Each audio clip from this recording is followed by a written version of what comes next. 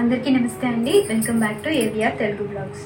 దేవీ నవరాత్రులకి సంబంధించి పూజకి కావాల్సిన పూజా సామాగ్రి మొత్తం నేను ఈరోజు ఈ వీడియోలో చూపిస్తానండి. ఇవి మీరు అమావాస్యకి ముందే తెచ్చి సిద్ధంగా ఇంట్లో ఉంచుకుంటే పాడ్యమి నుంచి నవరాత్రుల వరకు కూడా పూజ చక్కగా చేసుకోవచ్చు.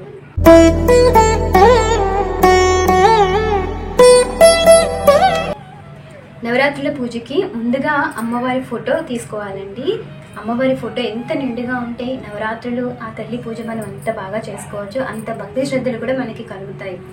ఈ ఫోటో మన విజయవాడ కనకదుర్గమ్మ ఫోటో అండి.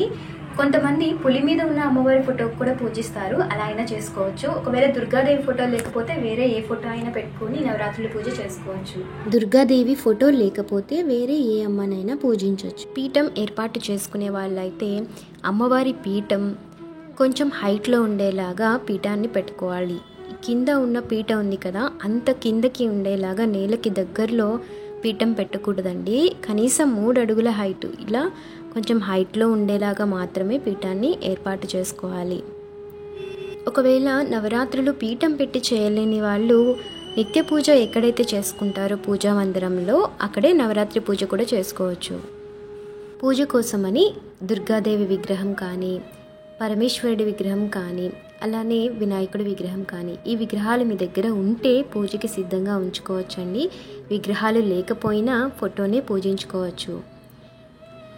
ఒకవేళ ఉన్నట్లయితే అమ్మవారిని పూజలో పెట్టినప్పుడు తప్పకుండా ఆ పరమేశ్వరుని వినాయకుడిని కూడా పూజలో పెట్టుకోవాలి. అలాగే పీఠం పైన వేయటానికి ఒక ఎరుపు రంగు క్లాత్ తీసుకోండి, బ్లౌజ్ పీస్ ఏదైనా.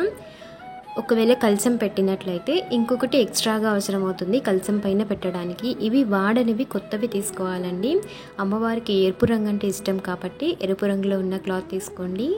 దీపారాధనకి 2 దీపం కుందులు సిద్ధంగా ఉంచుకోవాలి. ఈ నవరాత్రులు కామాక్షి దీపాన్ని కూడా పూజలో ఉపయోగించవచ్చండి.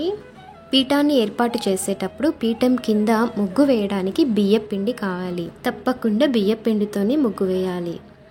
అలాగే అమ్మవారి పూజ కోసమని పసుపు, కుంకుమ, అక్షింతలు ముందు రోజే సిద్ధం చేసుకొని ఉంచుకోవాలి.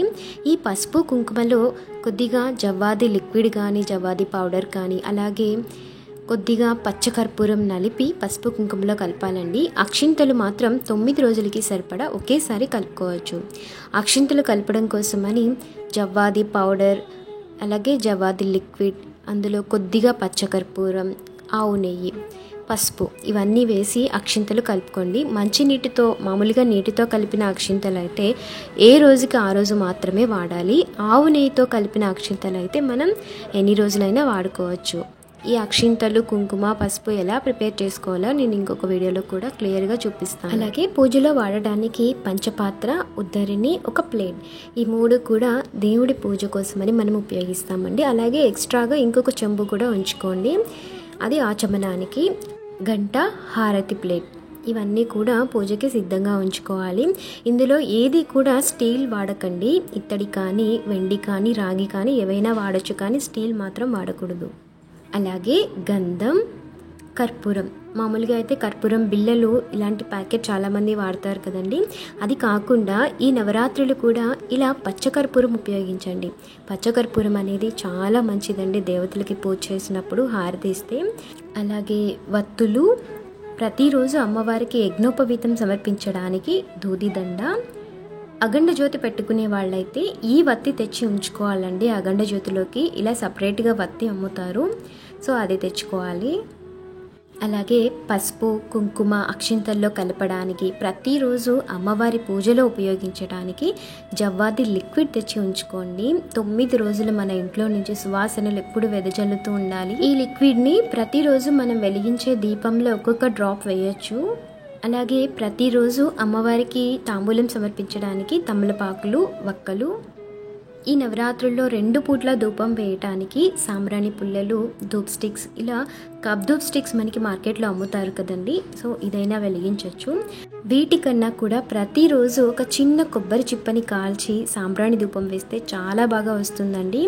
బయట రెడీమేడ్గా దొరికే సాంబ్రాణి పౌడర్ కన్నా కూడా ఇలా ప్యాకెట్స్లో మనకి మార్కెట్లో అమ్ముతారు, తీసుకోండి. సాంబ్రాణి, గుగ్గిలం, దీనిని దశాంగం పౌడర్ అంటారు. మనకి ప్రతి గుళ్ళో కూడా దేవుళ్ళకి సాంబ్రాణి వేసినప్పుడు ఈ దశాంగం పౌడర్ కలిపి వేస్తారండి. ఈ మూడింటిని కూడా మిక్స్ చేసుకొని మీరు సాంబ్రాణి ప్రిపేర్ చేసి 2 పూట్ల అమ్మవారికి సాంబ్రాణి వేస్తే ఇంట్లో మంచి సువాసన వస్తుంది. అంతేకాదండి, ఈ నవరాత్రుల్లో అమ్మకి ఎంతో ఇష్టమైనది సాంబ్రాణి ధూపం. అది 2 పూట్ల వేసుకుంటే మంచిది. ఈ నవరాత్రులు అమ్మవారికి ఆవు నెయ్యి దీపారాధన చాలా శ్రేయస్కరం అండి. కుదరకపోతే నువ్వుల నూనెతో పెట్టొచ్చు. అలానే అమ్మవారి పూజకి సువాసన భరితమైన పూలు సిద్ధంగా ఉంచుకోవాలి. పూలతో పాటు నిమ్మకాయల దండని కూడా మనం సిద్ధంగా ఉంచుకోవాలండి. అలాగే ప్రతిరోజు నైవేద్యంగా మనం వండిన నైవేద్యంతో పాటు అరటిపళ్ళు, కొబ్బరికాయ నైవేద్యం తప్పనిసరిగా ఉండాలి. మీరు 1 పూటే కొడతారా, 2 పూట్ల కొబ్బరికాయ కొడతారా, దానిని బట్టి కొబ్బరికాయలు ముందే 9 రోజులకి సరిపడా సిద్ధంగా ఉంచుకోవచ్చు. ఒకవేళ కలశం పెట్టుకున్నట్లయితే కలశంలో పెట్టడానికి ఇంకో కొబ్బరికాయ ఎక్స్ట్రాగా తీసుకోవాలండి.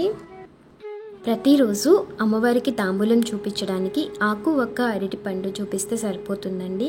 కానీ చివరి రోజు 9 రోజులు నిష్టగా పూజ చేసుకొని దశమి రోజు తాంబూలం అనే ఉపచారం వచ్చినప్పుడు ఆ తల్లికి తప్పకుండా చీరను చూపించాలి. చీర, జాకెట్టు, 2 డజన్ల గాజులు, ఆకు, ఒక్క, అరటిపండు, పసుపు, కుంకుమ, కాయిన్, పువ్వులు, ఇలా ఏవైనా సరే పుణ్యస్త్రీకి సంబంధించిన ఏవైనా సరే అలంకరించుకోవడానికి అన్నీ కూడా ఈ చీర పైన పెట్టి ఆ తల్లికి చివరి రోజు తాంబూలంగా తప్పకుండా సమర్పించాలి. మామూలుగా నవరాత్రి పూజ చేసుకునే వాళ్ళకి పూజా సామాగ్రి నేను ఇప్పుడు ఈ వీడియోలో చెప్పానండి. ఇవి కాకుండా కలశం, అఖండ జ్యోతి కూడా పెట్టుకుని 9 రోజులు పీఠం ఏర్పాటు చేసుకునే వాళ్ళకి ఇంకొన్ని ఎక్స్ట్రా ఉంటాయి. కలశం పెట్టుకునే వాళ్ళకైతే కలశ చెంబు, ఆ కలశంలో వేయటానికి ఒక రాగి కానీ, వెండి కాయిన్ కానీ, అలాగే వట్టివేరు, యాలకులు, లవంగాలు, ఇలా కొన్ని సువాసన భరితమైన పదార్థాలు కలశంలో వేసుకోవడానికి తెచ్చుకోవాలండి. అలాగే అఖండ జ్యోతి పెట్టుకునే వాళ్ళకైతే ఒక పెద్ద ప్రమిద అంటారు కదా, అఖండ జ్యోతి పెట్టే ప్రమిదలు అంటే మనకి ఇస్తారండి మార్కెట్లో, పెద్ద సైజులో ఉంటాయి ఆ ప్రమిద. అలాగే దాని కింద వడ్లు పోసి అఖండ జ్యోతి పెట్టుకోవాలి. సో వడ్లు తెచ్చుకోవాలి విడిగా. అలాగే అఖండ జ్యోతిలో వేయటానికి నువ్వుల నూనె, వత్తి, వాటికి సపరేట్గా వత్తి ఉంటుందండి, కొంచెం లావుగా ఉంటుంది, ఆ వత్తి తెచ్చుకోవాలి. సో ఇవన్నీ కూడా నవరాత్రి పూజ చేసుకునే వాళ్ళు ముందుగా తెచ్చి ఉంచుకోవాల్సిన పూజా సామాగ్రి అండి. ఇవి కాకుండా ఇంకా నేను ఏవైనా మర్చిపోయి ఉంటే కామెంట్ రూపంలో నాతో చెప్పండి. మన సబ్స్క్రైబర్స్ కూడా చదువుతారు కాబట్టి తెలియని ఐటమ్స్, ఇంకా ఏవైనా మిగిలిన ఐటమ్స్ ఉంటే వాళ్ళు కూడా తెచ్చుకుంటారు. తొందరలోనే అందరికీ యూజ్ అయ్యే విధంగా అమ్మవారి డెమో వీడియో ఒకటి పోస్ట్ చేయబోతున్నానండి. అందరూ ఈజీగా పూజ ఎలా చేసుకోవాలో ఆ వీడియోలో చెప్తాను. శ్రీమాత్రే నమః.